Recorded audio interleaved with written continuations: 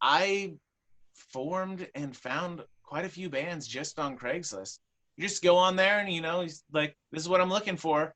And you get some interesting recipients, but like, it's good. Casual encounters. Yeah, it can be like the casual encounters. Yeah.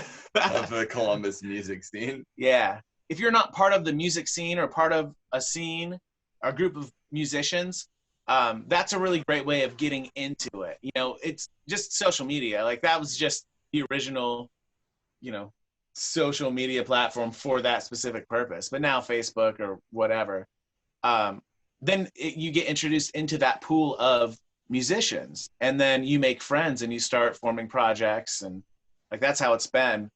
All of the bands I've been in have just consisted of people that are part of that huge friend group community, over the last like 10 years. So one of the reasons I'm so big on community and building the scene is because you might have like 3 guys in Columbus that if they got together, they would create magic.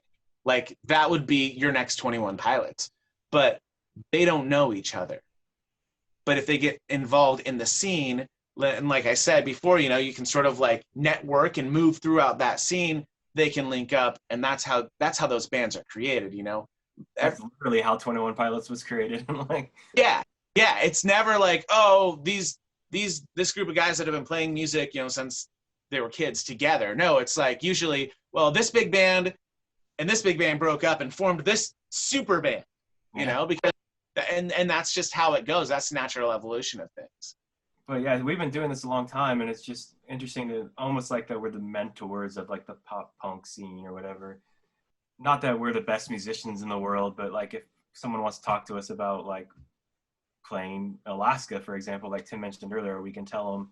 Or like Stephen and Tim both did Warped Tour in bands previous to this one, so they have that experience that they can like talk about long tours to these other bands.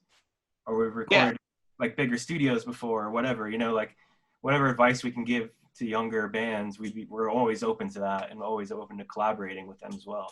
Every night of the week, you could go somewhere and see local music, and as long as there are still outlets for people to go and play live, that scene's going to grow and it's going to thrive, and we're going to create the next 21 Pilots.